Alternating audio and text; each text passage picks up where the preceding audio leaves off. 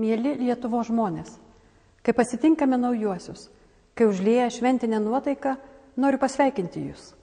Praėję metai buvo sunkus, bet atlaikėme, įgijome daugiau gyvenimo patirties ir išminties. Galime atidžiau įvertinti save ir savo darbus, apmastyti, ką kiekvienas nuveikėme, kurdami atvirą, tolerantišką ir teisingą Lietuvą. Prisiminkime praėjusius metus be nuoskaudų, prisiminkime tūkstantmečio odisėją ir drąsų trispalvę žygį aplink pasaulį. 1000 ąžuolų ąžuolyną, kurį savo rankomis pasodino žmonės. Pasaulio lietuvių dainų šventę ir jausmą, kuris buvo apėmęs, kai visi kartu visose pasaulio šalyse vieningai giedojome Lietuvą, tėvynę mūsų. Būkime solidarūs ir toliau.